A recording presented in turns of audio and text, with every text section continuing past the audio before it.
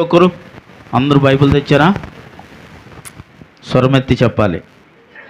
Very good. నిర్గమకాండము 39:42 నుండి 43 వచనాల వరకు ఒకసారి చదువుకుందాం. 42, 43 వచనాలు ఒకసారి అందరం కలిసి చదువుకుందాం.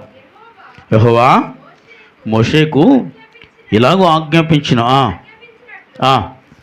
ఇశ్రాయేలీలు ఆ పని అంతయు చేసిరి. మోషే ఆ పని అంతయు చూసినప్పుడు యెహోవా ఆజ్ఞాపించినట్లు వారు దానిని చేసి ఉండిరి. అలాగుననే చేసి ఉండిరి కనుక మోషే వారిని దీవించెను. ఆమేన్. పరిశుద్ధుడా నా తండ్రి, నీకు వందనాలు. దయతో నింపి మీ ఆత్మను సమృద్ధిగా నా మీద ఉంచి ఈ రాత్రి ఇక్కడ వాక్యాన్ని అనే విత్తనాలు నేను విత్తుతూ ఉన్నాను తండ్రి. ప్రతి హృదయములో వ్యతిరేకతలు, అవిధేయతలు, నిద్రమత్తులు యేసు నామములో లాయపరిచి వినుబుద్ధి చేయి, ఆత్మను కుమ్మరించమని ప్రార్థన చేస్తూ ఈ విత్తనాలు విత్తుతూ ఉండగా ప్రతి హృదయంలో ఇది ప్రభా నీడనంటి కట్టి ఫలించి మహాభివృద్ధి వృక్షములుగా వీరు మారుదురుగాక. ఆమేన్. హల్లెలూయా. ఇక్కడ దేవుని యొక్క లేఖనాల నుండి మనం జ్ఞానం చేసుకుంటూ ఉంటే దేవుడు మోషేకి ఏ రీతిగా ఆజ్ఞాపించినాడు ఇశ్రాయేలు ప్రజలు అంతయు చేసిరి. మోషే ఆ పని అంతయు చూసినప్పుడు యెహోవా ఆజ్ఞాపించినట్లు వారు దానిని చేసిరి. అలాగున చేసుండిరి కనుక మోషే వారిని అందరూ చెప్పాలి, కనుక మోషే వారిని దీవించెను. ఆమేన్. హల్లెలూయా. ఇదిగో వారు ఆత్మీయ జీవితాలను కాపాడుకునే విషయంలో దేవుడు ఏ రీతిగా వారికి ఒక పని అప్పగించున్నాడు, ఆ పనిని చేసే విషయంలో ఏమార్తమును వారంతా కూడా తప్పుపోలేదు. దేవుడు వారికి అప్పగించిన పని, దేవుడు వారికి ఏదైతే వారికి అప్పగించారో ఆ పని చేసే విషయంలో వారు చాలా శ్రద్ధ కలిగి చేశారంట. అది మోషే చూసినప్పుడు యెహోవా ఎలాగా ఆజ్ఞాపించున్నాడో అలాగే దానిని చేసిరి వారు. ఆమేన్. హల్లెలూయా. ఇప్పుడు దేవుడు వారికి ఏదైతే ఆజ్ఞాపించినాడో ఆ పని చేయు విషయంలో వారు ఎలాగున్నారంటండి చెప్పాలి. ఎలాగైతే దేవుడు ఆజ్ఞాపించినాడో అలాగే చేసి ఉండిరి. ఆమేన్. హల్లెలూయా. కనుక మోషే వారిని ఏం చేశాడయా? దీవించిరు. ఆమేన్. ఎందుకు దీవించాడు ఇప్పుడు వారిని చెప్పండి? దేవుడు అప్పగించిన పనిలో వారున్న నమ్మకత్వాన్ని బట్టి వారు చేసిన పనిని, వారు చేసిన విధానమును ఎవరు చూశారో తెలుసండి? మోషే చూశాడంట. వారు తయారు చేయబడిన ఆ మందసము కానీ ఆ బల్ల పీట కానీ ఏదైతే ఉన్నవో అక్కడ అన్నీ వారు దేవుడు ఆజ్ఞాపించిన రీతిగా చెయ్యబడినట్లుగా రాయబడి ఉంది. అయితే వారు చేసిన దానిని బట్టి దేవుడు సంతోషించాడు. ముఖ్యంగా దేవుడు ఆజ్ఞాపించినట్లుగా వారు చేశారు. ఆమేన్. అయితే దేవుడు ఏదైతే వారికి ఆజ్ఞాపించినాడో, ఏదైతే చెయ్యాలని ఆజ్ఞాపించినాడో దానిని యథావిధిగా వారు చేశారు కాబట్టి వారిని దేవుడు దీవించాడు. ఆమేన్ చెప్పండి. ఆమేన్. ఇప్పుడు దేవుడు ఒక పని అప్పగించటం అంటే దేవుడి సన్నిధిలో, దేవుడి సంఘములో వాక్యానుసారంగా ముందుకు వెళుతున్న మన ఆత్మీయ జీవితాలలో కొన్ని వ్యతిరేకతలు వస్తున్నా, కొన్ని త్రుటుల జీవితాలలో కొన్ని సమాధానం లేని పరిస్థితుల్లో కొన్ని పరిస్థితులు మనల్ని కృంగదీస్తూ ఉంటాయి, పడగొడతా ఉంటాయి, మన మీద ఒత్తిళ్ళు చేస్తూ ఉంటాయి. అవి చేసేటప్పుడు దేవుడు మనకు ఆజ్ఞాపించిన పరంగా మనము వెళ్ళాలి. దేవుడు నీకు ఏమని ఆజ్ఞాపించాడు? దేవుడు అయ్యా మాకు ఏం తెలియజేస్తావు అంటే దేవుడు ధర్మశాస్త్రం ద్వారా ఎన్నో మాటలు మనకి నేర్పించారు. ముఖ్యంగా 10 ఆజ్ఞలు మనకి ఇచ్చారు. అయితే దేవుడు చెప్పిన మాట వారు చేసిరి కాబట్టి మోషే వారిని దీవించాడు. ఇప్పుడు దేవుని మాట వింటున్న మనం, దేవుని మాటకు విధేయతగా బ్రతుకుతున్న మనం, ఎలాంటి సమయంలోనైనా, ఎలాంటి భయంకరమైన పరిస్థితులైనా, ఎలాంటి అనుకూల పరిస్థితులు మన జీవితంలో లేకపోయినా, ప్రతిసారి అనుకూలతగా ఉండదు కదండి. ప్రతిసారి మన జీవితాలు అనుకూలంగా ఉండవు, అనుకూలతగా ఉండవు, ఆశీర్వాదకరంగా ఉండవు. ఒక్కొక్కసారి వ్యతిరేకత వస్తుంది, సమాధానం లేని పరిస్థితి వస్తుంది. మన మీద అందరూ ఒక్కసారి కలిపి దాడి చేసినట్టు ఉంటుంది. మన మీద మన ఇంటి వారు ఎదురుగుంటూ ఉన్నారు దాడి చేసినట్టు ఉంటుంది, పక్కింటి వారు దాడి చేసినట్టు ఉంటుంది, మన బంధువులు దాడి చేసినట్టు ఉంటుంది, కన్నవారు దాడి చేసినట్టు, ఒక్కొక్కసారి కట్టుకున్న వాళ్ళు దాడి చేసినట్టు ఉంటుంది. ఒక్కొక్కసారి భయంకరమైన వ్యతిరేకతలు వస్తూ ఉంటాయి. అలాంటి సమయంలో అనుకూలముగా దేవుడు చెప్పినట్లుగా బ్రతుకు వారిని మాత్రమే దేవుడు దీవిస్తాడు. చెప్పండి కూడా లాభాలు మైపరచాలి. హల్లెలూయా. అలాంటి సమయంలో వారిని కాపాడుకునే విషయంలో, దేవుని మాటకు భయపడి బ్రతుకు విషయంలో, దేవుడి మాటకు విధేయత కలిగి బ్రతుకు విషయంలో, దేవుడు ఏదైతే మనకు చెప్పాడో దానిని కాపాడుకుంటూ బ్రతుకు ఉండే విషయంలో నిన్ను నీవు జాగ్రత్తగా కాపాడుకుంటే దేవుడు ఆ పనిని ఏ రీతిగా అయితే చేయాలన్నాడు ఆ రీతిగానే వారు చేశారంట. ఆమేన్. అయితే దేవుడు నిన్ను ఇలా బ్రతకమని చెప్పాడు, దేవుడు నిన్ను ఇలా జీవించాలని చెప్పాడు, దేవుడు నీకు కొన్ని విషయాలు బయలుపరుచుతున్నాడు. నాకు ఏం చెప్పలేదండి అంటాం మనం. అయ్యో నాతో ఎప్పుడు దేవుడు మాట్లాడలేదండి. దేవుడు మాట్లాడటం అంటే బాబు దానియేలు వెళ్ళారా అని పిలుస్తాడా అండి? ఆదాము గారు వెళ్ళారని మీతో మాట్లాడాలంటాడా? దేవుడు ఏ కోణములో మాట్లాడతాడో, ఏ రీతిగా మాట్లాడతాడో, ఏ వ్యక్తితో మాట్లాడతాడో, ఎలా మాట్లాడతాడో, ఎప్పుడు మాట్లాడతాడో, ఎక్కడ మాట్లాడతాడో మనకు తెలియదు. కానీ దేవుడు ఒక దినం మాట్లాడతాడు. ఆమేన్. హల్లెలూయా. ఎప్పుడైతే ఆ మాట్లాడాడో మోషేతో ఎప్పుడు దేవుడు మాట్లాడాడండి? మండుతున్న పొదను చూసి మోషే కొండెక్కి ఏంటి అక్కడ ఏం కాలుతా ఉందో చూడాలని వెళ్ళాడు. మోషేతో అప్పటి వరకు దేవుడు మాట్లాడలేదండి. ఆ సమయంలో మోషే కొండ మీదకి వెళ్ళినప్పుడు మోషే ఒక అగ్ని కాలుతుంది, అంటే ఒక పొద కాలుతూ ఉంది. ఆ పొద వైపు చూస్తూ ఉన్నాడు, మండుతూ ఉంది. కానీ పొద మాత్రం కాలిపోవట్లేదంట. ఆమెను చెప్పండి. హల్లెలూయా. పొద మాత్రం కాలిపోవట్లేదు, మంటలైతే వస్తున్నాయి. ఆ మంట ఏంటో, ఆ విచిత్రం ఏంటో చూడాలి అని మోషే ఆ కొండెక్కి ఆ ప్రదేశానికి వెళ్ళాడు. ఆ ప్రదేశానికి వెళ్ళినప్పుడు ఆయన స్వరం ఎట్టి పిలిచి మాట్లాడాడు మోషేతో. ఆమెను చెప్పండి. ఏమన్నాడు? మోషే నా యొద్దకు రా అన్నాడు. దేవుడి యొద్దకు వెళ్ళినప్పుడు నీ కాళ్ళకున్న చెప్పులు విడిచిపెట్టిరా, ఎందుకంటే నువ్వు నిలవబడిన స్థలం ఇది పవిత్రమైన స్థలం. స్తోత్రం చెప్పాలి. హల్లెలూయా. అదేమి స్థలము? అది పవిత్రమైన స్థలము. కాబట్టి ఆ చెప్పులు విడిచి నా దగ్గరికి రా అన్నప్పుడు ఆ చెప్పులు విడిచి వెళ్ళాక దేవుడు మోషేతో మాట్లాడాడు. ఆమెను చెప్పాలి. ఇప్పుడు చెప్పులు అంటే దేనికి సాదృశ్యంగా ఉంది? మనం బయట ఊరంతా తిరిగి వస్తాం, అలాగని ఇంట్లో పెట్టుకోం కదండి. ఊరంతా తిరిగి వస్తాం, సాయంకాలం ఇంటికి వచ్చేసరికి కాళ్ళు కడుగుతాం, చెప్పులు కడుగుతాం. కాళ్ళు కడిగి మనం ఇంటికి వెళ్తాం, చెప్పులు మాత్రం బయట ఉంచుతాం. అలా కాదండి, నేను చాలా డబ్బులు పెట్టి కొనుక్కున్నాను, చాలా విలువైన చెప్పులు, మరి వాటిని కూడా కడిగి మళ్ళీ రేపు ప్రయాణం చేసే వరకు బీరువాలో పెట్టుకుంటానని, లేకపోతే సూట్ కేసులో పెట్టి మంచం కింద ఎడతామని అన్నాం కదండి. వాటిని ఎక్కడ పెట్టాలో అక్కడ పెట్టాలి. కాబట్టి మోషేతో దేవుడు అన్నమాట ఏంటంటే చెప్పులు విడిచిరా అన్నాడు. ఇప్పుడు నేను అంటాను, ఆ హృదయంలో చెప్పులు అంటే దానికి ఏంటంటే, హృదయంలో నీవు ఏదైతే కలిగి ఉన్నావు, ఏ పాపం కలిగి ఉన్నావు, ఏ శాపం కలిగి, ఏ అవధ్యత కలిగి ఉన్నావు, ఏ వ్యతిరేకం నీ జీవితంలో అంటే నీ హృదయంలో ఉందో వాటిని విడిచి నా దగ్గరికి రా. ఆమేన్. హల్లెలూయా. వాటిని విడిచి నా దగ్గరికి రా. నా దగ్గరికి ఒకవేళ వస్తే నేను నీతో మాట్లాడతా. ఆమేన్. నా ప్రణాళిక ఏంటో నీకు తెలియజేస్తా, నా ఉద్దేశం ఏంటో నీకు తెలియజేస్తా, నా ఆలోచన ఏంటో నీకు తెలియజేస్తా, నా మాట ఏంటో నీకు తెలియజేస్తా, నువ్వు చేయాల్సిన పని ఏంటో నీకు చెబుతా. ఆమేన్. హల్లెలూయా. నువ్వేం చెయ్యాలో నీ చెబుతా, ఎక్కడ ఉండాలో నీ చెబుతా, ఏం చెయ్యాలనుకుంటున్నావో దానిని నీ చెయ్యాలి అనే సమయానికి పంపాలనే స్థలానికి పంపాలంటే ముందు దానిని విడిచి నా దగ్గరికి రావాలి. ఆమేన్. అప్పుడు నేను నీతో మాట్లాడతాను. వెంటనే మోసే చెప్పులను విడిచి పొద దగ్గరికి వెళ్ళి నిలబడినప్పుడు ఎవరి కొరకు మాట్లాడాడండి మోషేతో దేవుడు? ఇశ్రాయేలు ప్రజల కొరకు. వారు కన్నీరు విడుస్తూ వారి బాధ, వారు అంగలార్చటం నేను చూశాను. మోషే, నువ్వు వెళ్ళి ఆ ఐగుప్తులు భయంకరమైన ఆ శాపంలో ఉన్న వారిని విడిపించాలి. ఆమేన్. ఇంకెవరూ లేరా మోషే తప్ప? చాలామంది ఉన్నారండి.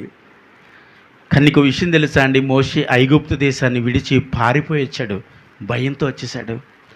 అలాంటి మోషేని అంటున్నాడు, నువ్వు మళ్ళీ అక్కడికి వెళ్ళాలి, ఆ ఇశ్రాయేలు ప్రజలను విడిపించడానికి నిన్నే సమర్థుడిగా నిలబెట్టి వాడుతాను. ఆమేన్. హల్లెలూయా. సమర్థుడిగా నిన్ను నిలబెట్టి వాడుకుంటాను నువ్వు నా మాట వింటే. ఆమేన్. అంటే ఎప్పుడైతే హృదయంలో దాగి ఉన్న వాటిని విడిచి మోషే వచ్చాడో అప్పుడే దేవుడు మోషేని వాడుకోవడం మొదలుపెట్టాడు. సప్పుడు కూడా మనం మైపరచాలి.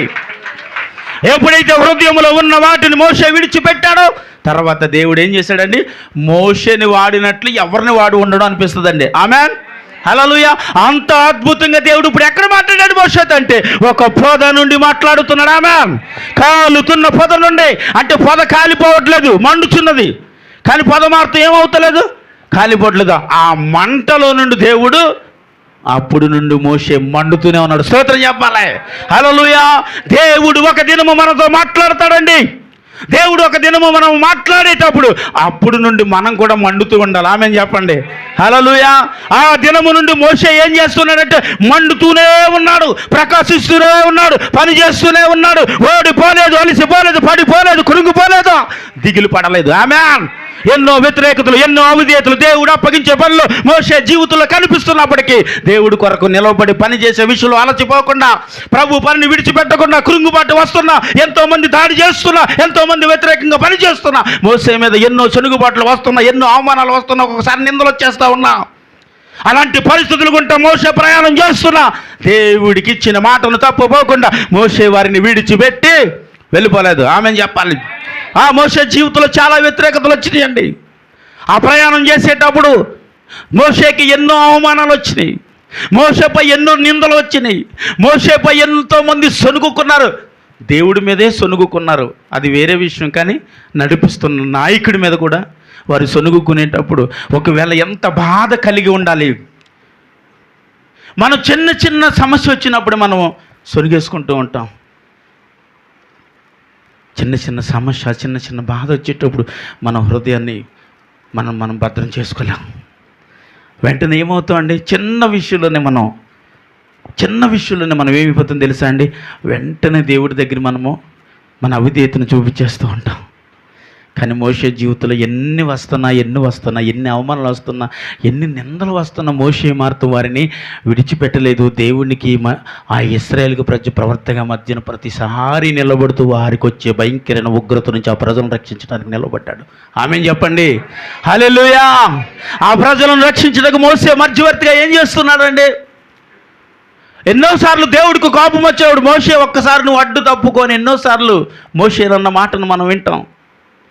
నువ్వు తప్పుకో, ఈ ప్రజలు నిన్ను నశింప చేయబోతున్నాను. ఎందుకంటే వీరు మాట విననొల్లని ప్రజలు, వీరు మాట వినట్లేదు, వీరు గద్దించాను, ఎన్నోసార్లు మాట్లాడాను, ఎన్నోసార్లు వీరికి కావలసినవి ఇచ్చాను, ఆహారం ఇచ్చాను, నీళ్ళు ఇచ్చాను, వస్త్రములు ఇచ్చాను, ఏది కావాలంటే అది ఇస్తూనే ఉన్నాను కదా. ఆకలంటే దేవదూతలు భుజించే ఆహారము ఎక్కడి నుంచి? ఆకాశము నుండి కుమ్మరించాను. వీరికి కావలసినవన్నీ ఇస్తూనే ఉన్నారు, కానీ ప్రతిసారి వీరు నాకు వ్యతిరేకతగాను అవిధేయతగాను బ్రతుకుతూ ఉన్నారు. తప్పుగా మోసొకచారే ప్రభా, వారిని నశింపజేసే ముందు నన్ను నశింపజేయ ముందు. ఆమేన్. హల్లెలూయా. వారిని నశింపజేసే ముందు నన్ను కూడా నశింపజేసేయ్. ఎందుకంటే ఐగుప్తు నుంచి తీసుకొచ్చిన యెహోవా ఎవరంట? వారు దేవుడై ఉండి వారిని కాపాడలేదా? వారిని అంతం చేసేడాన్ని అనేకులు చూసి నవ్వుకునే విధానము కనిపించకూడదని మోషేకిని క్షమించాలి, దేవుడికిని ఇశ్రాయేలు ప్రజలకు మధ్యగా నిలబడ్డాడండి. ఎంత ప్రమాదమైన ఎదుర్కొనే విషయం నిలబడ్డాడు. ఎందుకంటే ఆ దినము నువ్వు చెప్పులు విడిచి నా దగ్గరికి రా, నేను చెప్పబోయినాను వీడు విని దానికి లోబడి నువ్వు బ్రతకాలన్న ఒకే ఒక మాటకు కట్టుబడ్డ మోషే చెప్పని కొట్టాలా? ఒకే ఒక మాటకు కట్టుబడి మోషే అండి తన ప్రాణం విడిచిపెట్టే వరకు ఏం చేశాడు? తొలగిపోలేదు. ఎంత అవిధేయత తన జీవితంలో అవిధేయత కదా, ఎదుటి వారిని బట్టి ఎన్నిసార్లు అవిధేయతగా వారు ప్రవర్తిస్తున్నప్పటికీ వారుకున్న అవిధేయతలు కూడా దేవునికున్న మనసుతో మోసే వారిని క్షమించాడు.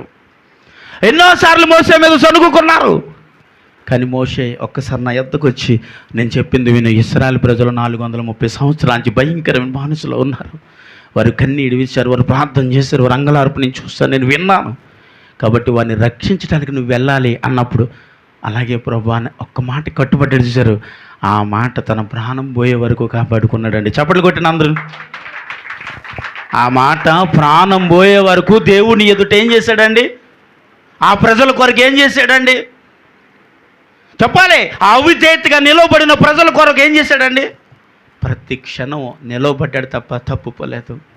కానీ దేవుడు మాట్లాడేటప్పుడు ఆ మాటకి కట్టుబడి ఈరోజు ఎంతమంది బ్రతకగలుగుతున్నాను అంటాను నేను. బ్రతకగలుగుతున్నావా అండి? కొన్ని రోజులకి మన హృదయం మారిపోతుంది, ఆలోచన మారిపోతున్నాయి, తలాంతులు మారిపోతున్నాయి, జీవితాలు మారిపోతున్నాయి, బ్రతుకులు మారిపోతున్నాయి. కానీ దేవుడికి ఇచ్చిన మాట దేవుడు నమ్మదగినవాడు. ఆయన మాట అంట భూమి ఆకాశము గతించిపోనేమో కానీ ఆయన మాటలు ఎన్నడూ గతించిపోని బైబిల్లో ఉంది. ఆమేన్. ఆ గతించిపోని ఒకే ఒక మాటతో మోషే వారి కొరకు నిలబడ్డాడని ఆమె చెప్పాలి. హల్లెలూయా. ఎందుకంటే దేవుడి కొరకు మోషేకి తెలిసింది, పూర్తిగా తెలుసుకున్నాడు దేవుని కొరకు. కాబట్టి ప్రాణం పోయే వరకు ఎన్ని అవిధేయతలు వారి మీదకి వస్తున్నప్పటికీ వాటిని జయించి నిలబడగలిగాడు. ఈరోజు దేవుడు మనతో మాట్లాడినప్పుడు దేవుడు మనల్ని ఎన్నోసార్లు మనల్ని బలపరుచుతున్నా. ఎప్పుడు దేవుడు మనల్ని బలహీనత చేయలేదే, ఎప్పుడు నిన్ను బలహీనుడిగా దేవుడు చూడలేదే, దేవుడు ఎప్పుడు నిన్ను విడిచిపెట్టాలని అనుకోలేదే, దేవుడు ఎప్పుడు నీ చేతిని కూడా విడిచిపెట్టలేదే. ఒక్కసారి పిలువబడిన తర్వాత ఆ చెయ్యి పట్టుకున్న తర్వాత ఆ చెయ్యిని ఎప్పుడు దేవుడు విడవడండి. కానీ మనమే ఆ చేతిని ప్రతిసారి విడిచి తప్పుపోతూ ఉంటాం. ఎన్నిసార్లు తప్పుపోతున్నా దేవుడైతే ఆ చెయ్యిని మారుతాం. ఏమంటాడు, ఎన్నిసార్లు మనం గిజాయించుకుంటున్నా తిడుతూ ఏం చేస్తాడో తెలుసు ప్రభు, ఆ చేతిని పట్టుకుంటూనే ఉన్నాడు. పట్టుకోకపోతే పడిపోతాం కదా, పట్టుకోకపోతే త్రొడ్లు వెళ్ళిపోతాం కదా, పట్టుకోకపోతే దిగజారిపోతాం కదా, పట్టుకోకపోతే పాపంలో పడిపోతాం కదా. దేవునికి తెలుసండి. కాబట్టి దేవుడు మనతో అనేక మార్లు మాట్లాడుతూ, ఆ రోజు మోషేతో ఆ పొదలోంచి మాట్లాడిన దేవుడు ఈరోజు ఇక్కడ దేవుని మాటలతో మీతో మాట్లాడుతూ ఉన్నాడు. దేవునికి స్తోత్రం చెప్ప. హల్లెలూయా. అదే మాటతో దేవుడి దినము మీతో మాట్లాడుతున్నాడు. కాబట్టి ఆయన మాట వింటున్న మనం ఎలా ఉండాలో చెప్పాలి. ఇప్పుడు ఎలా ఉండాలండి? ఇప్పుడు మోషే తన ఆత్మీయ జీవితాన్ని ఎలా కట్టుకున్నాడు? తన ఆత్మీయ జీవితాన్ని కట్టుకునే విషయంలో అన్నీ సంతోషకరంగానే ఉన్నాడా మోషే? ఆశీర్వాదంలో ఉన్నాడండి మోషే? ఏ సమస్య లేదా అండి మోషేకి? ఏ బాధ రాలేదండి మోషేకి? ఏ నింద రాలేదా అండి మోషేకి? ఏ అవమానము రాలేదా అండి మోషేకి? ఇవేమీ రాకుండా మోషే దేవుణ్ణిలో సంతోషించాడా? ఇవేమీ లేకుండా మోషే చనిపోయే వరకు ఆ దేవుళ్ళలోనే ఉన్నాడా మోషే? అన్నీ వస్తూనే ఉన్నాయి మోషే జీవితంలో, అన్నీ అనుభవిస్తూనే ఉన్నాడు మోషే జీవితంలో. నేను ఒక విషయాన్ని చెప్పనా, మనం దేవుడు పని చేయాలని ఒక సంకల్పము కలిగి మనం ఉన్నప్పుడు మనకి అనేక రకమైన భయంకరమైన ఒత్తిళ్ళు వస్తాయండి. భయంకరమైన శ్రమనికి వస్తుంది. దేవుడు పని చేస్తున్నప్పుడు భయంకరమైన వ్యతిరేకతలు వస్తాయి, భయంకరమైన నిందలు వస్తాయి, భయంకరమైన శ్రమని మీరు జీవితంలోకి వస్తుంది. వచ్చినప్పుడు తొలగిపోకుండా మోషేలో ఒకవేళ నిలవబడగలిగితే విజయము నీదే. చప్పట్లు కొట్టాలి. అప్పుడు నిలవబడగలిగితే మోషే లాంటి విజయము అనేదే. ఎన్ని వచ్చినా దేవుడికి ఇచ్చిన మాటను బట్టి, దేవుడి విన్న స్వరమును బట్టి మోషే ఎప్పుడు తప్పుపోలేదు. నేను అన్నాం కదా, నా గొర్రె నా స్వరము విన్నమే. అది దేవుని గొర్రె. చెప్పండి, మోషే ఎవరు? దేవుని గొర్రె. కాబట్టి దేవుని మాటను విని దేవుని పని చేసే విషయంలో ప్రాణం పోయే వరకు పనిచేసింది ఆ గొర్రె. దేవునికి స్తోత్రం. హల్లెలూయా. ఆయన మాట వినివారు ఎవరయ్యా అంటే ఆయన గొర్రె అని వాక్యము సెలవిస్తుంది. ఆయన మాట వినివారు ఎవరయ్యా అంటే ఆయనకు భయపడేవారని సెలవిస్తుంది. ఆయన మాట వినివారు ఎవరయ్యా అంటే లోబడేవారని సెలవిస్తుంది. ఆయన మాట వినివారు ఎవరయ్యా అంటే ఆయన యందు భయభక్తులు నిలిపేవారని సెలవిస్తుంది. ఎవరయ్యా వీరందరూ అంటే ఆయన యందు నమ్మిక ఉంచిన వారని సెలవిస్తుంది. స్తోత్రం చెప్పాలి. హల్లెలూయా. ఆయన యందు నమ్మిక ఉంచి వారు ఏం చేస్తారండి? ఎలాంటిది వచ్చిన తొట్టిలు వెళ్ళిపోరు, పడిపోరు, దిగజార్చుకోరు. వారిని వారి ఆత్మవిశ్వాసమును కాపాడుకుంటూ వారి దేవుని యందు వారు విశ్వాసమును ఉంచుతూ వారు పడిపోకుండా వారు నడబట్టి వారు జీవిత గమ్యంగా ముందుకు వెళుతూ ఉంటారు. స్తోత్రం చెప్పండి. హల్లెలూయా. హల్లెలూయా. ఎందుకయ్యా అంటే దేవుని చేత వారు ఏం చేయబడ్డారంటే అక్కడ ఆశీర్వదింపబడ్డారు. ఎందుకో దేవుని మాట విన్నారు కాబట్టి. వారు దేవుని ఎలా ఉండమన్నాడో అలాగ ఉన్నారు కాబట్టి, దేవుని మాటను వారు విన్నారు కాబట్టి మోషే ఆహారం రండి, ఇదిగో ఈ ప్రజలను మీరేం చేయాలి? దీవించండి. ఆమె హల్లెలూయా. అంటే వారి చేత దేవుడు ఏమంటున్నాడు? ఆ ప్రజలు దీవించబడాలంటే కారణం ఏంటి? వారు నమ్మకంగా పని చేయాలి. నమ్మకంగా పని చేయాలంటే ఏం చేయాలి? ముందు దేవుడికి నమ్మకంగా లోపడాలంటే ఏం చేయాలి? విధేయత చూపాలంటే దేవుడికి భయపడాలి. భయపడితే ఎన్నో ఒక మనిషి జీవితంలో ఉంటాయి. ఆమేన్. హల్లెలూయా. భయము లేకపోతే విధేయత ఉండదు. భయము లేకపోతే దేవుని మాట వినము. భయము లేకపోతే దేవునికి మనము లోపరచబడం. దేవుడంటే భయం ఉండాలి. ముందు ఏముండాలి? భయం ఎప్పుడు వస్తుందండి?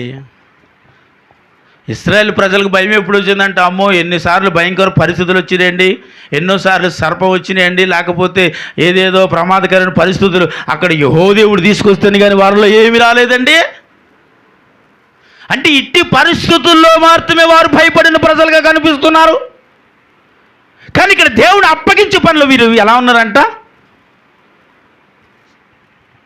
ఎలా ఉన్నారమ్మా? దేవుడు పని అప్పగించినట్లు ఎలా చేయమన్నాడో అలా చేశారంట. స్తోత్రం చెప్పాలి. మోసే వచ్చి చూసినప్పుడు ఏమన్నాడు అక్కడ?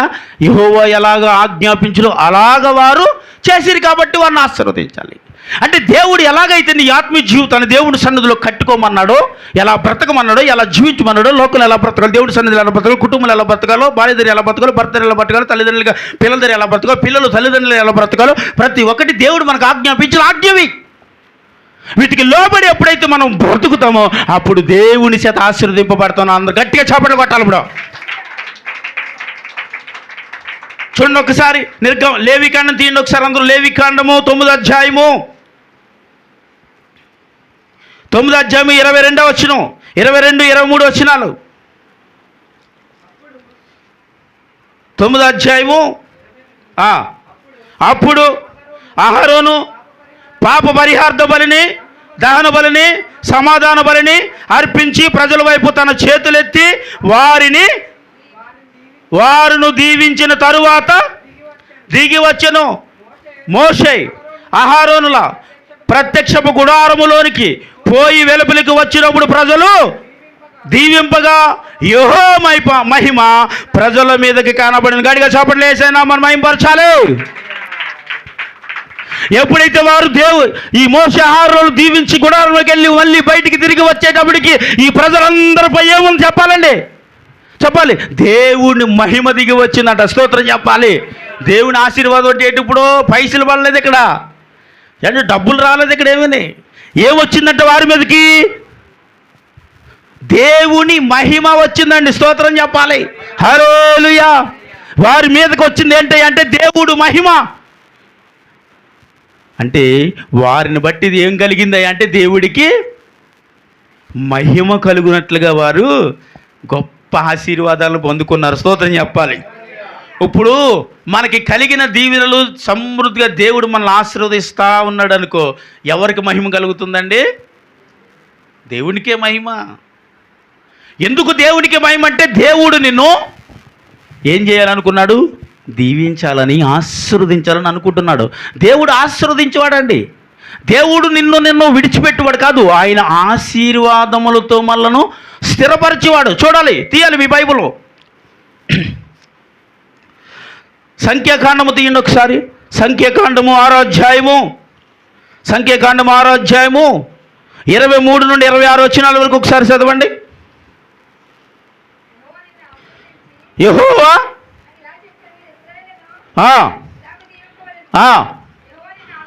యెహోవా నిన్ను ఆశీర్వదించి నిన్ను కాపాడునుగాక.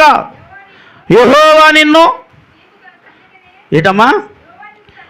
యెహోవా తన సన్నిధిని ప్రకాశింపజేయునుగాక, కరుణించునుగాక. యెహోవా నీ మీద తన సన్నిధి కాంతి ఉదయింపజేసి నీకు సమాధానము కలుగుజేయునుగాక. అట్లు ఇశ్రాయేలు మీద నా నామము ఉచ్చరించబడినట్లు నేను వారిని ఆశీర్వదించును. చప్పట్లు కొట్టేసి నామను మహిమపరచాలి. హల్లెలూయా. అయ్యా, ఎప్పుడు వీరికి ఆశీర్వాదం వచ్చింది? ఇక్కడ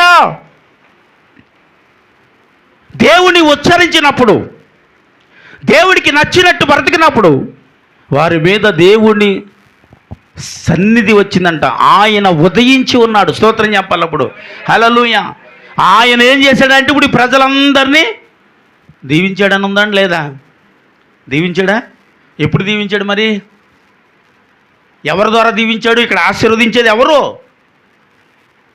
ఇక్కడ ఆశీర్వదించే మోషేకు ఆహారాలకు అప్పగించి అంటున్నాడు, వీరిని మీరు ఆశీర్వదించండి. మీరు ఆశీర్వదించబడుతున్నప్పుడు నేను వారిని ఆశీర్వదిస్తాను. స్తోత్రం చెప్పాలి. హల్లెలూయా. ఇదిగో మోషే, ఇదిగో ఆహారంలారా, మీరు వారిని ఆశీర్వదించగలిగితే వారిని నేనేం చేస్తాను? నువ్వు ఆశీర్వదిస్తే నేను ఆశీర్వదిస్తాను, అంతే. ఎందుకు మోషేని ఆశీర్వదించమంటాడంటే, మోషే వారి కొరకు ఏం చేస్తున్నాడు? వ్యాజ్యమాడుతున్నాడు. దేవుడికి ఇశ్రాయేలు ప్రజలకి మధ్యవర్తిగా నిలబడి వారి మీద వచ్చే ప్రతి శాపమును నా మీద ఈ ప్రభువా, వారి అవిధేయతను బట్టి, వారి వ్యతిరేకతను బట్టి, వారి పాపాలను బట్టి, వారి శాపాలను బట్టి నువ్వు కొట్టివేస్తే, చంపివేస్తే వారిని నశింపచేయొద్దా?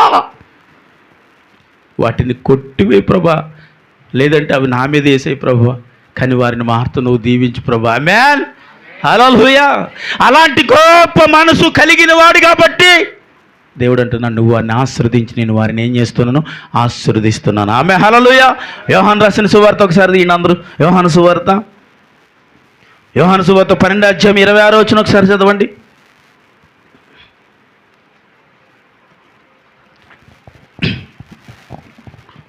యోహాను సువార్త 12:26. ఒకడు నన్ను సేవించిన ఎడల నన్ను వెంబడించాలి, అప్పుడు నేను ఎక్కడ ఉండునో అక్కడ ఎవరుంటారు? నా సేవకుడు కూడా ఉంటాడు. ఆమేన్. ఒకడు నన్ను సేవించిన ఎడల నా తండ్రి అతనిని ఘనపరచును. ఆమేన్ చెప్పాలి. ఇప్పుడు హల్లెలూయా. దేవుడి నామము ఎక్కడ మహిమపరచబడుతుందో అక్కడ ఎవరుంటారు? నా సేవకుడు ఉంటాడు. ఆమేన్.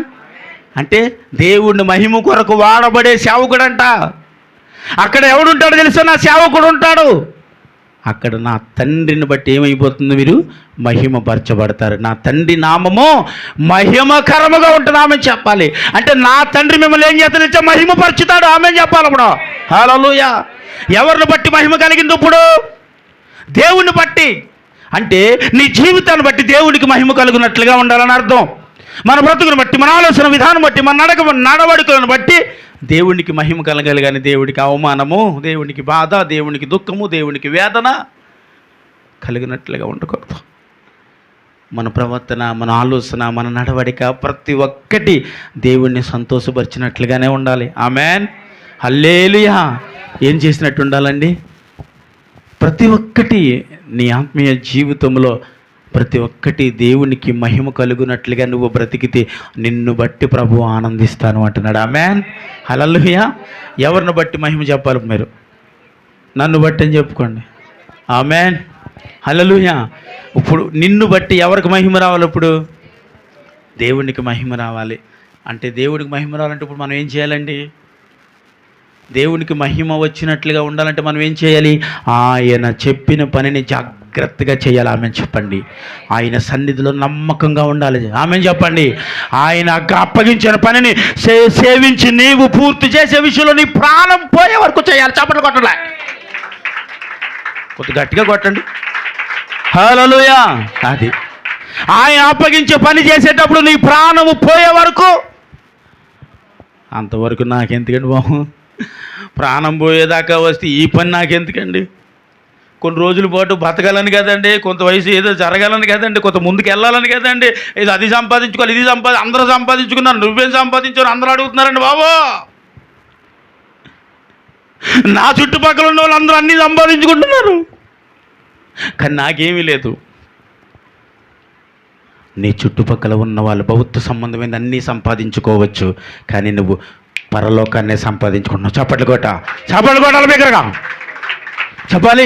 ఈ భూ సంబంధం మీద నీ చుట్టుపక్కల ఉన్న వాళ్ళు అన్నీ సంపాదించుకుంటారు, కానీ పరలోకాన్ని వారు సంపాదించుకోలేదు. కానీ నువ్వు సంపాదించింది పరలోకాన్నే సంపాదించేసావు. ఆమేన్. హల్లెలూయా. దానిని సంపాదించే విషయంలో, దానిని కాపాడుకునే విషయంలో మనము దేవుడు పని చెప్పినప్పుడు దానిని మనం జాగ్రత్తగా చేసిరి. ఆమె చెప్పాలి. హల్లెలూయా. ఏం చేయాలండి? దేవుడు మనకు అప్పగించిన దానిని జాగ్రత్తగా అప్పగించి పని చేసే విషయంలో మోసే జాగ్రత్తగా చేశాడమ్మా? చేశాడు. ఎప్పటి వరకు చేశాడయ్యా అంటే తన ప్రాణాలు విడిచిపెట్టే వరకు చేశాడు. కానీ దేవుని దగ్గర పరలోకం వెళ్ళకపోవటానికి కూడా కారణం మీకు చెప్పాను ఒకసారి, మనందరికీ తెలుసు. ఆ ఒక్క చిన్న లోపం దేవుని రాజ్యాన్ని, అంటే కానానికి వెళ్ళకుండా ఆపింది. అంతే, దేవుని రాజ్యం కాదు, కానాన్లో అడుగు పెట్టకుండా చేసింది. చూసారండి, దేవుడి మాట వినే విషయంలో అంతవరకు నడిపించిన తర్వాత కూడా మోసే చిన్న తప్పు చేస్తే దేవుడు మోసేని కూడా క్షమించలే. మనల్ని క్షమించాడా మరి? ఇన్ని సంవత్సరాలు మోసే ఇశ్రాయేల్ ప్రజలను నడిపించావు, సర్లే నువ్వు చేసిన చిన్న లోపాన్ని బట్టి ఏముందిలే, పోన్లే నువ్వు కానాన్లోకి అడుగు పెట్టే, ఈ బాధ్యత యెహోషువకి ఎందుకు అప్పగించటం ఏంటి? ఎంతవరకు అలాగే తోలుకోవచ్చో, ఇంక నెక్స్ట్ సెంటర్ ఇంక నీదే, కాబట్టి నువ్వేం చేయాలా, క్షమించేస్తున్నా అని మోసేని అన్నాడండి దేవుడు. ఆ బాధ్యతలు ఎవరికి అప్పగించాల్సి వచ్చింది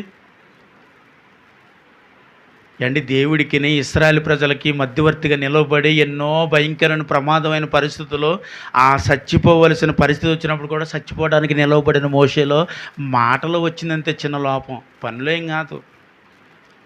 ఆయన ఏదో పెద్ద భయంకరమైన పాపం చేయలేదు, వ్యభిచారం చేయలేదు, తప్పు చేయలేదు, త్రాగలేదు, తిరగలేదు, నచ్చినట్టు బ్రతకలేదు. చిన్న లోపం, పాపం, కోపంతో ఆగ్రహం వచ్చేసింది అంతే.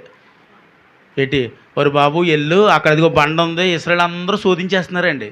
మిరియామ్మ చనిపోయింది, స్నానాలు చేయడానికి నీళ్ళు లేవు, ఆ నీళ్ళు లేక ఏడ్చేస్తున్నప్పుడు శొనిగేస్తా ఉన్నప్పుడు ఏం చేశాడంటే మోషే కోపం వచ్చి దేవుడితో మొరపెట్టుకున్నప్పుడు, ఎందుకు మోషే భయపడుతూ అక్కడికి వెళ్ళి ఆ బండతో మాట్లాడాయా, నేను సమృద్ధి నీళ్ళు ఎత్తానంటే ఆగ్రహంగా గబోపోయి చేతిలో కరచుకుని బండను కొట్టాడు అంతే. పాప ఏం చేయలేదు, ద్రోహులారా అని తిట్టాడు.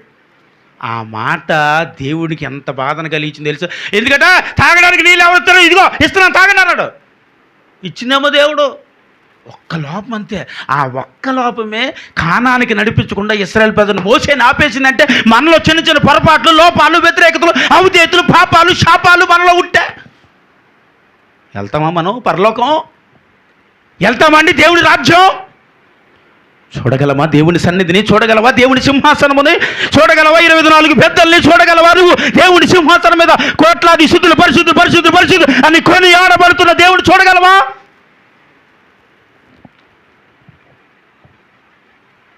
మోసే చేసిన దాన్ని బట్టి చూస్తే మనం చేసేది ఎంత భయంకరమని. మోసే చేసేది తాను ఇదిగో ఇస్తున్నాను అన్నాడు, రెండోది ద్రోహిలారా అన్నాడు. అదే మాట కానాను దేశంలోనికి వెళ్ళకుండా మోసే ఆగా, అమ్మో అంత భయంకరమైన శిక్ష విధింపబడటానికి మోసేలో ఉన్నది చిన్న లోపమా పెద్ద లోపమా? అమ్మా చిన్నదే. ఇప్పుడు మన లోపాలు ఒక్కొక్కసారి మనం జ్ఞాపకం చేసుకోండి. మనలో ఉన్న లోపాన్ని బట్టి మనకు ఒక్కొక్క రాత్రి భయం వేస్తుంది, కలవరపట్టు వస్తుంది. అమ్మో దేవుని సన్నిధికి నేను వెళ్ళగలనా? నాలో ఉన్న అవిధేయత, నాలో ఉన్న వ్యతిరేకత, నాలో ఉన్న పాప, నాలో ఉన్న శాపం, నాలో ఉన్న కోపం, నాలో ఉన్న ఈ భయంకరమైన పరిస్థితులకి ఉంటా నేను వెళ్తున్నాను కాబట్టి దేవుని రాజ్యానికి నేను వెళ్ళగలనా అని ఒక్కొక్కసారి భయాన్ని పుట్టిస్తూ ఉంటుంది, వణుకు పుట్టిస్తూ ఉంది, హృదయం కలవరపాటు అవుతూ ఉంటుంది. అలాంటి సమయంలో మనం దేవుని రాజ్యానికి వెళ్ళలేం. ఏ లోపం లేకుండా చిన్న పొరపాటే కానానికి వెళ్ళకుండా ఆపేసిన మోసేని బట్టి ఒక్కసారి మిమ్మల్ని మీరు జ్ఞాపకం చేసుకోండి. నీలో లోపం ఏముంది? ఏ తప్పు ఉంది? ఏ వ్యతిరేకత ఉంది? ఏ విధేయత ఉంది? ఏది ఉంటే మనము దేవుని రాజ్యాన్ని చూడలేము, ఏది లేకపోతే దేవుని రాజ్యమును చూడగలము. హృదయ శుద్ధి గల వారు ధన్యులు, వారు ఎవరు చూస్తారు? దేవుణ్ణే చూస్తారంట. స్తోత్రం చెప్పండి. ఏది శుద్ధిగా ఉండాలంటే అండి, హృదయం శుద్ధిగా ఉండాలి. అంటే ఆ మాట రాయటానికి కారణం ఏంటో తెలుసండి? మనిషిని పాడు చేసేదే హృదయం. మనిషిని పాడు చేసేది, మనిషిని భ్రష్టత్వం చేసేది, మనుషులని నశింపజేసేది. ఇర్మియా, ఒకసారి ఇర్మియా అందరూ తెరవండి. 17వ అధ్యాయము 17వ అధ్యాయంలో 9వ వచనాన్ని చదవండి. అన్నిటికంటే మోసకరమైనది, అది ఘోరమైన వ్యాధి గలది, దానిని గ్రహింపగలవాడెవడు?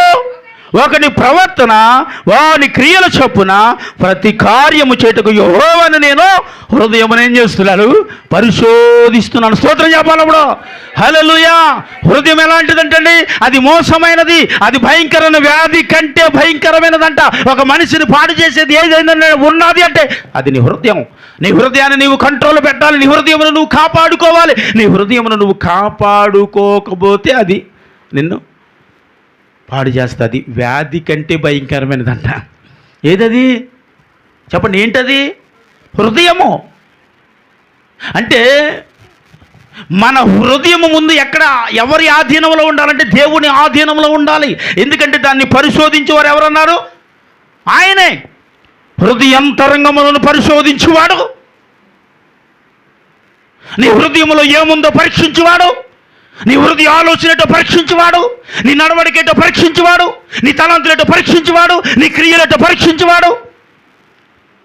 ఎవరండి మనుషులకి సాధ్యమైందంటే? కాదు, సైన్యములు కదకపోతే యెహోవాకి మాత్రమే సాధ్యం. చెప్పాల.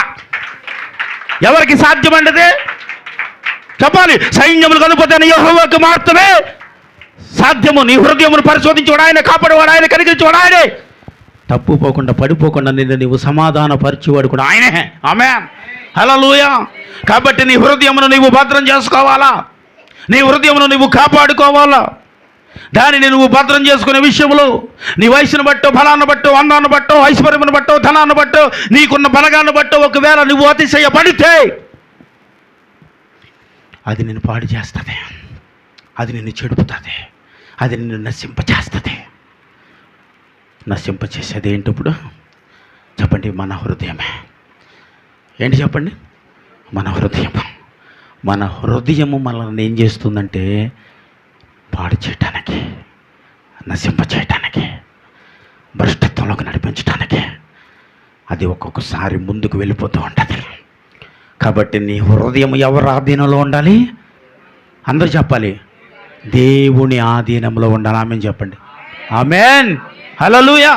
నీ హృదయము ఉండాల్సింది దేవుని ఆధీనంలో. దేవుని ఆధీనంలో నీ హృదయము ఉన్నప్పుడు దానిని పరిశోధించగా చూసినప్పుడు ఏ పాపము నాలో ప్రభువా నీకు కాన రాలేదు. రాత్రి పడక మీదైనను ఉదయమైనను ఎప్పుడైనా వచ్చి పరీక్షించినప్పుడు నాలో ఏ పాపం కనిపించిందా అని అడుగుతున్నాడు. నిలదీయాల దేవుడిని నిలదీయగలవా మనం? దేవుడిని నిలదీయగలగాల నువ్వు. ఏ విషయంలోనయ్యా? ఏ విషయంలో పడిపోయాను, ఏ విషయంలో జారిపోయాను, ఏ విషయంలో కృంగిపోయాను, ఏ విషయంలో నీకు వ్యతిరేకంగా నేను కనిపిస్తున్నాను? ఎందుకంటే హృదయ అంతరంగములు ఎరిగిన వాడు, పరిశోధించగలిగిన వాడు నీవే వాక్యము సెలవిస్తా ఉంది. కాబట్టి నువ్వు పరిశోధించి వాడై ఉన్నా కాబట్టి పరిశోధించి తెలుసుకో. ఆమేన్. పరిశోధించి తెలుసుకోవాలంటే ముందు నీ హృదయం ఎవరికి అప్పగింపబడాలి? కొద్ది గట్టిగా చెప్పండి.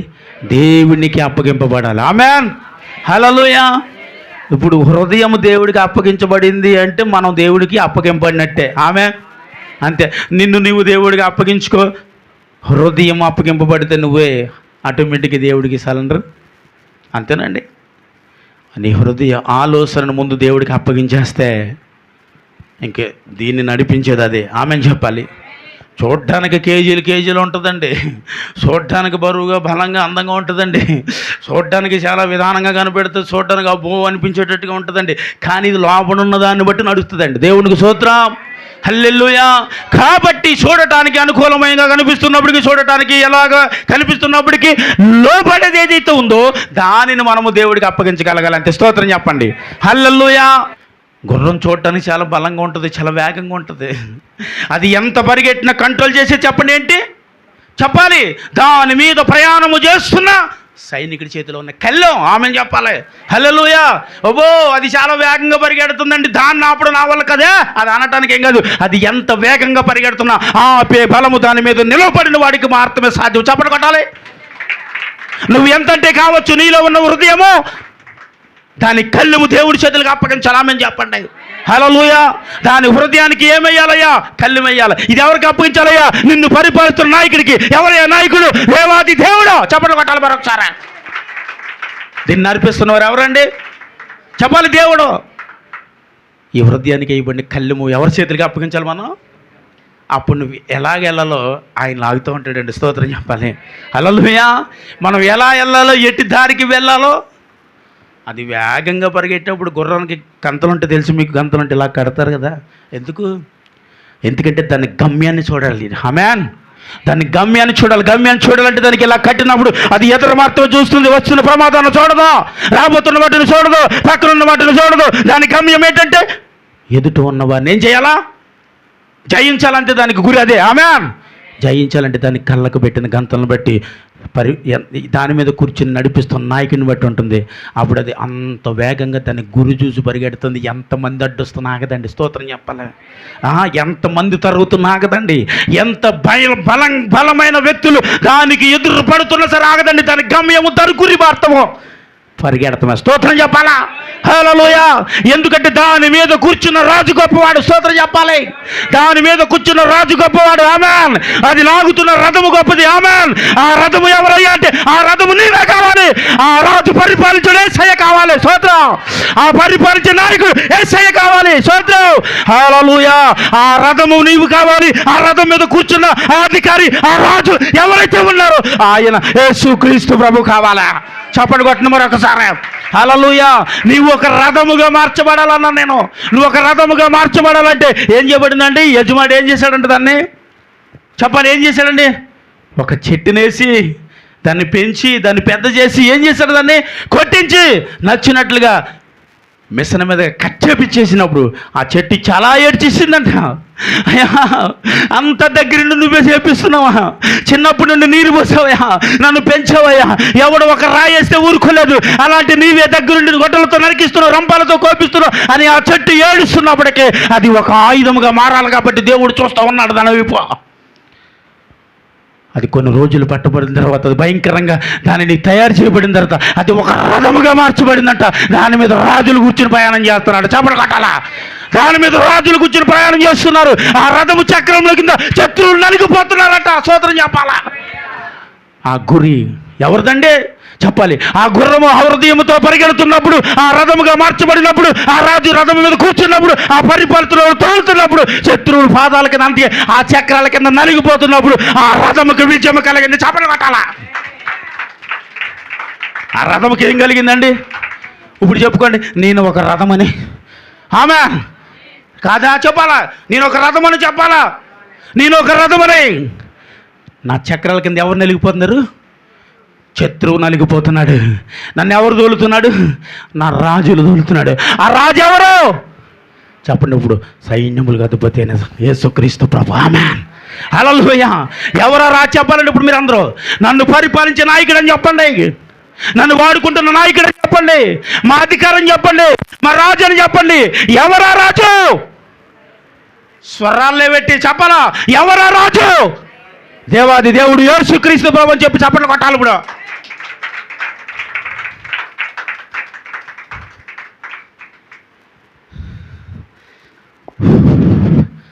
ఆ రాజు ఎవరయ్యా అని అడిగితే నిన్నే రథముగా చేసుకున్నావు. అప్పుడు అనుకుంటుందంటమ్మా, నరికితే నరికాడు, కోస్తే కోసాడు, మేకలు కొడితే కొట్టాడు. కానీ ఇప్పుడు నా కింద ఎవరు నలిగిపోతున్నారు? శత్రువులు నరిగిపోతున్నారు. నా మీద ఎవడు కూర్చున్నారు? చెప్పాలి. రాజు కూర్చున్నాడు. ఇప్పుడు నాకేముంది చెప్పాలి? దేశాల మీద విజయము, రాజుల మీద విజయము కలుగుతూ ఉంది. ఆమేన్. హల్లెలూయా. నీ జీవితాన్ని ఒక రథముగా మార్చబడిన తర్వాత నీ జీవితాన్ని విజయం పెట్టి. ఆమేన్. నీ హృదయము దేవుడి చేతులకు ముందుగా అప్పగించాలి. ఆమేన్. నిన్ను నీవే దేవుడికి అప్పగించాలి. ఆమేన్. దేవుడి చేతులకి నువ్వు అప్పగించబడినప్పుడే యేసయ్య పని నువ్వు బలంగా మోచేలా చేయగలవు, యేసువల చేయగలవు, ఒక ఎలీషాల చేయగలవు, ఒక ఏలియాల రోషము కలిగిన వాడిగా బ్రతకగలవా? ఒక రోషము కలిగిన వ్యక్తిగా నువ్వు బ్రతకాలి అంటే ఏం చేయాలండి? వెంటనే చెప్పాలి. ఒక రథంగా మారిపోవాలని చెప్పండి. ఒక రథంగా మారిపోవాలి. ఇప్పుడు మీరు అందరూ రథాలేనా? ఇంకా తయారు చేయబడుతున్నారు కదా. కొన్ని తయారు చేసిన రథాలు ఉన్నాయి, కొన్ని తయారు చేయబడుతున్న రథాలు ఉన్నాయి, కొన్ని ఇంకా మానుగా ఉన్నాయి, కొన్ని మానులు ఉన్నాయి, ఇంకా ఈ కొయ్యబడుతున్నాయి, ఇంకా ఈ కొన్ని కొట్టబడుతున్నాయి, కొన్ని సామిల దగ్గర కొయ్యబడుతున్నాయి, ఇంకా కొన్ని మేకులు కొట్టబడుతున్నాయి, కొన్ని ఇంకా రథాలుగా తయారు చేయబడుతున్నాయి, కొన్ని రథాలుగా తయారు చేయబడి మాత్రమే వాడబడుతున్నాయి. చెప్పలు పెట్టాలా? ఇప్పుడు నువ్వు అనుకోవాలా, ఇంకా నేను తయారైపోవాలి ప్రభా అంటే నీ జీవితంలో వచ్చిన శ్రమను బట్టి, బాధను బట్టి, కష్టాన్ని బట్టి, ఇరుగును బట్టి, ఇబ్బంది బట్టి, వ్యాధులు బట్టి, ఆ పేదరికాన్ని బట్టి, దరిద్రతను బట్టి నువ్వు కృంగిపోవద్దు. నువ్వు రథముగా మార్చబడుతున్న మాతపడబడిన తర్వాత నీకు ఈ దేశం మీద, ఈ రాజుల మీద నీకు అధికారం కలుగుతుంది. చప్పట్లు కొట్టరేంటమ్మా? పరిశుద్ధాత్మ దేవుడు మాట్లాడేటప్పుడు చప్పట్లు బలంగా కొట్టాలా. నీ బలాన్ని బలముగా వాడబడాలి దేవుడి కొరకు. ఒక రథముగా మార్చబడిన తర్వాత ఇంక నీకు అన్నీ ఏముంది ఇప్పుడు? అదా ఏముంది? విజయం ఉంది. ఆమేన్. ఇప్పుడు నీ చక్రాలు అంటే నీ పాదాల కింద ఎవరు తొక్కేస్తున్నావు? శత్రువును తొక్కుతున్నానయ్యా అంటే ఇప్పుడు నీకేముంది? నాకు విజయం ఉందయ్యా. నీ మీద ఎవరున్నారు? ఒక నాయకుడు ఉన్నాడయ్యా. ఎవరు నాయకుడు? యేసుక్రీస్తు ప్రభువయ్యా. గర్వంగా చెప్పుకోవాలి. ఆమేన్. హల్లెలూయా. ఒక రాజు ఉన్నాడు, రాజు యేసుక్రీస్తు ప్రభువయ్యా. ఆయనే నన్ను పరిపాలిస్తున్నాడు, ఆయనే నన్ను వెళుతున్నాడు, ఆయనే నన్ను సరి చేస్తున్నాడు, ఆయనే నన్ను వాడుకుంటున్నాడు. ఆమేన్. హల్లెలూయా. ఎవరు వాడుకుంటున్నారు మనల్ని? వాడుకునేటప్పుడు ఏముంటుంది? ఎవరు తయారు చేస్తున్నాడు నిన్ను? తయారు చేసేటప్పుడు ఏముంటుంది? తయారు చేయబడినప్పుడు మాత్రం ఉండొచ్చు, తయారైపోయిన తర్వాత మాత్రం నీ జీవితం సూపర్ బిడ్డ, నీ లైఫ్ అద్భుతం. నిన్ను చూసి ఇంకా నీ ముందు ఎవ్వరు నిలవలేరు. ఆ వేగవంత ప్రయాణం వచ్చేటప్పుడు, ఆ వేగవంతమైన ప్రయాణంలో నీ ముందు శత్రువు నిలవలేడు. నీ స్పీడ్ని చూసి, నీ వేగమును చూసి, నీ అధికారం చూసి, నీ బలాన్ని చూసి ఆ శత్రువు ఇంకా అల్లిపోయి నీకు తప్పుకోవాలి. తప్పుకోకపోతే నీ పాదాల కింద నలిగిపోవాలి. ఆమేన్. హల్లెలూయా. అప్పుడు వరకు వేచి ఉండు. లేచి నిలబడు. లేచి నిలబడండి. లేచి నిలబడండి. అప్పుడు వరకు దేని కొరకు ఎదురు చూడాలి? చెప్పాలి. దేని కొరకు ఎదురు చూడాలి? విజయం కొరకు ఎదురు చూడాలి. ఇప్పుడు ఎందుకు విజయం ఎలాగ వస్తుంది అంటే, నేను రథముగా చేయబడుతున్నాను. ఎవరైతే రథంగా మారాలనుకుంటున్నారో వారు అందరూ మోకరించకుండా అలా నిలవబడి మీ రెండు చేతులు పైకి ఎత్తండి. రెండు చేతులు పైకి ఎత్తండి. చెప్పండి, అయ్యా నేను ఒక రథముగా ఈ రాత్రి మారాలని చెప్పండి. ఒక రథముగా మారాలయ్యా. రాజ్యులు నా మీద ప్రయాణం చేయాలయ్యా. శత్రువు నా కింద నలిగిపోవాలయ్యా. నా ముందు నాయన నేను చూస్తున్న గమ్యానికి పరిగెట్టాలయ్యా. ఈ రథము ఓడిపోకూడదయ్యా. ఈ రథము దేశాన్ని జయించాలయ్యా. అందరూ ప్రార్థన చేయాలి. దైవజనులు ప్రార్థన నడిపిస్తారు. అందరూ ప్రార్థన చేయాలి.